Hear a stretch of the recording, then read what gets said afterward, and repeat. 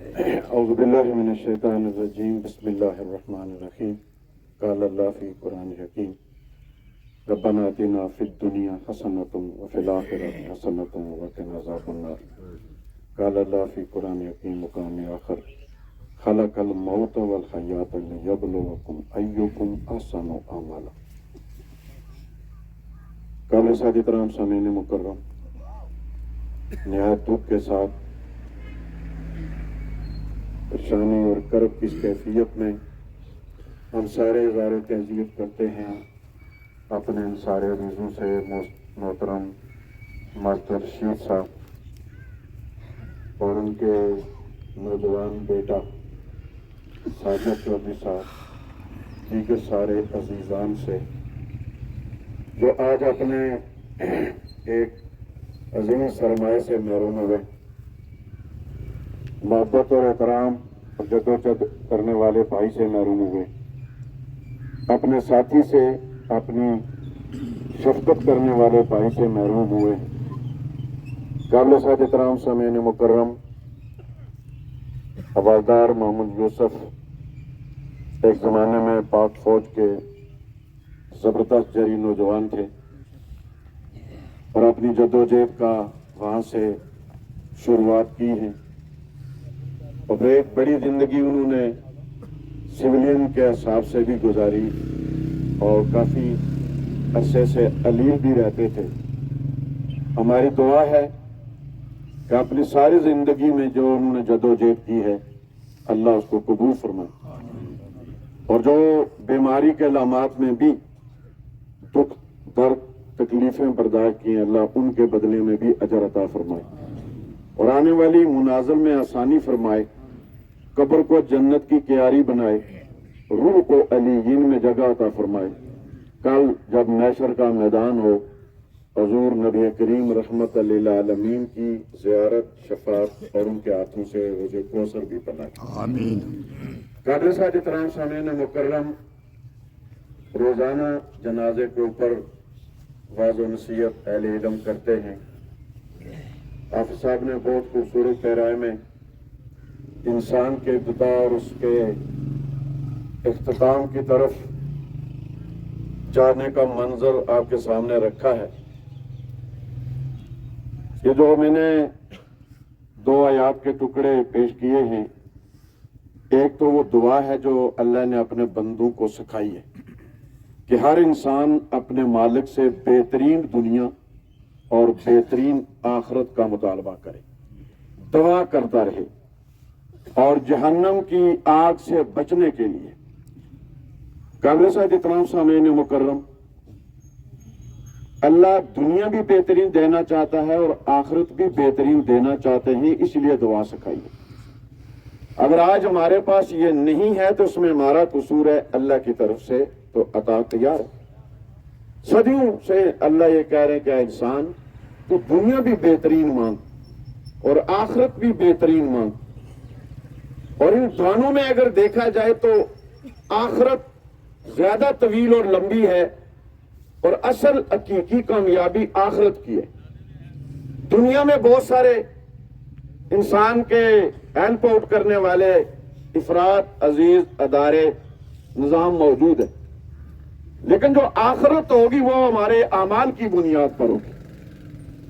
دنیا مزرعۃ الآخرہ، دنیا ایک کھیتی ہے، یہاں آپ نظریات، ایمانیات، عبادات، معاملات اور دیگر ان چیزوں کی بنیاد پر یہاں کاشتکاری کر رہے ہیں اور کل اس کا اجر ملے گا۔ بڑی سادہ سی بات میں روزانہ یہ کہتا ہوں آپ نے، آپ کو بھی اور آپ کو بھی، جو انسان یہاں اچھا پھل کاشت کرے اور نگرانی بھی کرے، نگہداشت بھی کرے، اسے اچھا پھل ملے گا۔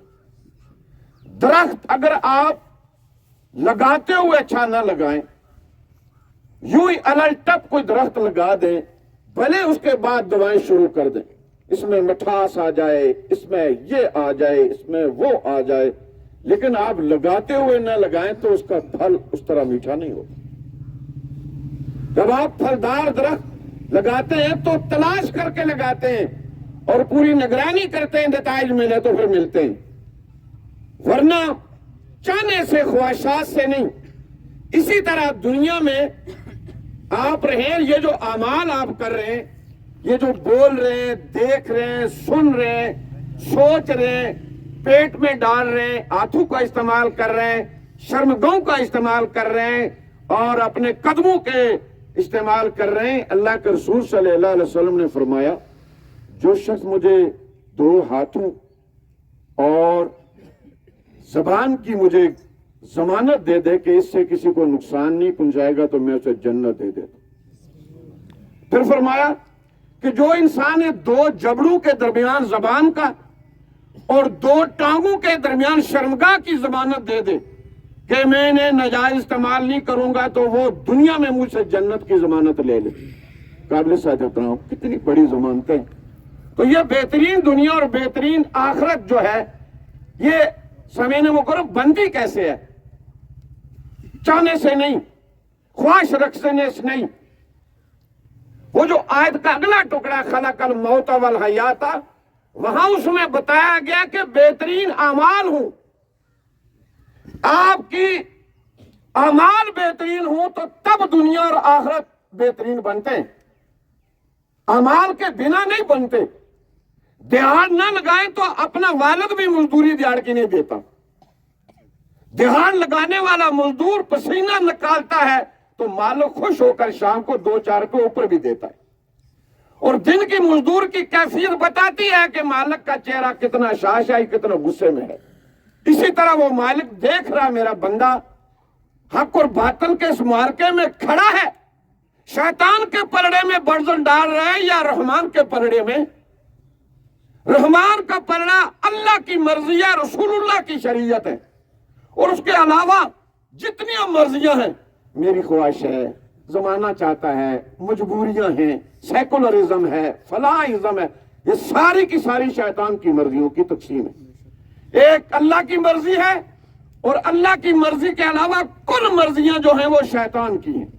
تو انسان جائزہ لیتا ہے کہ میرا وزن رحمان کے پلڑے میں ہے یا شیطان کے پلڑے میں، تو گویا وہ اعمال بہترین ہوں گے تو پھر آپ کی دنیا اور آخرت بہترین بنے گی۔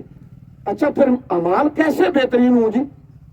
آپ بھی بہترین سمجھ رہے ہیں، میں بھی بہترین سمجھ رہا ہوں، لیکن رزلٹ آگے 0 آ رہا ہے۔ کیسے بہترین؟ نہ ہمارے گھر اوپر جا رہے ہیں، نہ ملک اوپر جا رہا ہے، نہ معیشت اوپر جا رہی ہے، نہ ریاست اوپر جا رہی ہے، ہم بھی قبر میں جا رہے ہیں، نظام بھی قبر میں جا رہا ہے۔ تو پھر کیسے؟ پھر یہ قرآن یہ بتاتا ہے، لَقَدْ كَانَ فِي رُسُولِ اللَّهِ أُسْوَةٌ حَسَنَةٌ۔ تمہارے اعمال اس وقت بہترین ہوں گے جب تمہارے سامنے اسوہ بہترین ہوگا، اور بہترین اسوہ اللہ کے رسول کی سیرت ہے جی۔ جب تک میرے اور آپ کے سارے اعمال، سوچنے والے، کمانے والے، کھانے والے، مرنے والے، زندہ رہنے والے رسول اللہ کی سیرت کے مطابق نہیں ہوں گے، وہ اعمال بہترین نہیں ہو سکتے۔ ایک ہی ذریعہ ہے کہ ہم اللہ کے رسول کی دی ہوئی اس زندگی کو پہچانیں اور اس کے مطابق عمل کے اندر ڈھالیں۔ جب وہ ڈھلے گی تو پھر ہمارے اعمال، میں نے کئی بار کہا ہے، اگر آپ بیوی کے ساتھ گپ بھی لگا رہے ہو نا، لیکن سیرت کے مطابق تو اللہ کی عبادت اور عمل آسان ہے۔ اگر باپ کے پاس بیٹھے ہوئے دنیا کی بات کر رہے ہیں لیکن طرز عمل وہ ہے جو رسول اللہ کا ہے تو آپ عبادت میں۔ دوست بات کر رہے ہیں، وہ عبادت ہے۔ مزدور دابڑا اٹھا رہا ہے، عبادت ہے۔ زمیندار ہل چلا رہا ہے، عبادت ہے۔ ڈرائیور گاڑی چلا رہا ہے، عبادت ہے۔ فوجی جوان بارڈر پر کھڑا ہے، عبادت ہے۔ حکمران عدل و انصاف دے رہا ہے تو عبادت ہے، سیرت کے مطابق دے رہا ہے۔ اگر یہ نہیں تو بھلا آپ کا بہت بڑا عمل بھی ہو تو اللہ کے ہاں وہ بہترین اعمال نہیں ہو سکتے۔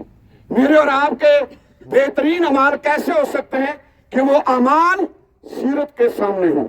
حضور نے بھی اولاد پالی ہے، ہمارے پاس تو بڑی مشکل سے ایک بیوی سنبھالنے میں مشکل ہے، سرکار کے پاس تو 11 تھے۔ نمونہ رکھا ہے، وہ حکمران بھی رہے ہیں اور کل کائنات کے حکمران رہے ہیں، 80 جنگیں اور غزوات کی ہیں، کوئی ہاتھ پھیلانے والا نہیں تھا۔ لوگ آواز دیتے تھے کہ کوئی غریب، کوئی مسکین جسے دیا جائے۔ نہ فیکٹریاں تھی، نہ کارخانے نے، نہ جدید سائنسیں تھی، سب کچھ تھا۔ وہ سیرت کی روشنی میں اور پوری دنیا کو دکھا کے گئے کہ یہ ہے اللہ کا دین جس کو میں غالب کرنے آیا ہوں۔ آج میری اور آپ کی ذمہ داری ہے اس دین کو فقط مسجد میں نہ رکھیں۔ ابھی آپ کا دین دفتر میں نہیں گیا، آپ کا دین منڈی میں نہیں گیا، آپ کا دین اقتدار میں نہیں گیا، آپ کا دین بارڈر پر نہیں کھڑا، آپ کا دین گھروں میں نہیں آیا، آپ کا دین باپ نہیں پڑھ سکا، آپ کا دین بیٹا نہیں پڑھ سکا۔ ابھی ہم دین سے دور ہیں، اس لیے مارے پھر رہے ہیں۔ ورنہ حضور فرماتے ہیں کہ 40 مومن باہر آ جائیں تو اللہ سے بات کریں، اللہ ہمارا یہ مطالبہ ہے، تو اسی وقت رحمت برسنا شروع ہو جاتی ہے۔ کیا کیفیت ہے؟ قابل صاحب احترام سامعین مکرم، جو بات میں بتانا چاہتا ہوں وہ خلاصہ اس کو سن لیں۔ دنیا اور آخرت دونوں بہترین ضروری ہیں تمہارا حق کی، اور یہ بہترین اعمال کے نتیجے میں، اور اعمال سیرت کے مطابق ہوں تو پھر بہترین ہوتے ہیں۔ گویا سیرت کے مطابق اعمال ہوں گے بہترین ہوں گے، اعمال بہترین ہوں گے، دنیا بہترین ہوگی، دنیا بہترین ہوگی تو آخرت بہترین ہوگی۔